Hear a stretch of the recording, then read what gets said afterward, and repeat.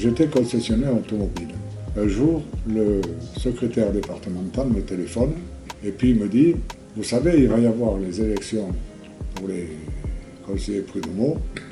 On n'a personne dans l'automobile. » J'ai pensé, c'était 6 heures du soir, j'étais seul à la concession et comme je dis « Non, ça ne m'intéresse pas, non. » 7h moins 20, je n'avais toujours le téléphone. Et c'était un morpion, quoi. Finalement, j'en avais tellement marre, je lui ai dit, écoutez, si vous trouvez personne, évidemment, il n'a trouvé personne.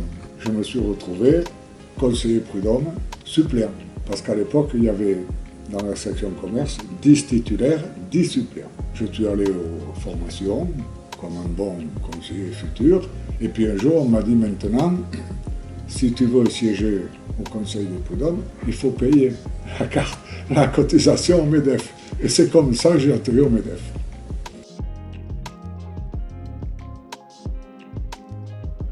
Ça m'a plu, j'ai bien aimé me battre contre les CGTistes, c'est des gens particuliers, en tout cas pas du tout comme moi. J'étais à l'époque à la chambre économique, à 40 ans on arrête, je cherchais autre chose, il est tombé le conseil des prud'hommes, pourquoi pas. Et puis ça m'a plu, j'ai bien aimé le droit du travail, ça m'a surpris parce qu'à l'époque on faisait des condamnations qui était impressionnante. Non, ça m'a plu, j'ai bien aimé.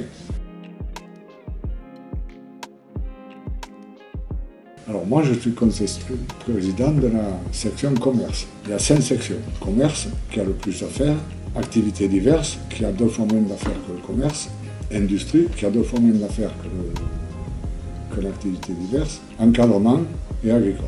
Alors, être président, c'est faire les tours de rôle en début d'année, c'est prendre parfois des responsabilités que les autres ne veulent pas prendre, et c'est du boulot quand même. Parce que chaque fois qu'il y en a un qui est indisponible, ben le président, s'il ne trouve personne, il y va. C'est long, 200 heures par an.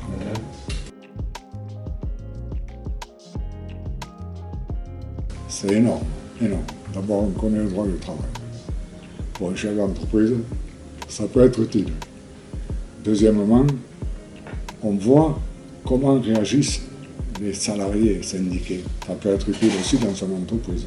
Troisièmement, ça permet parfois d'apprendre à négocier un peu différemment, en fonction des circonstances, des personnes en face desquelles on est. Il n'y a que du bénéfice pour le chef d'entreprise, que du bénéfice. Le type, il va connaître toutes les lois, il va savoir comment il faut se débrouiller. Venez, il faut que vous veniez au prud'homme.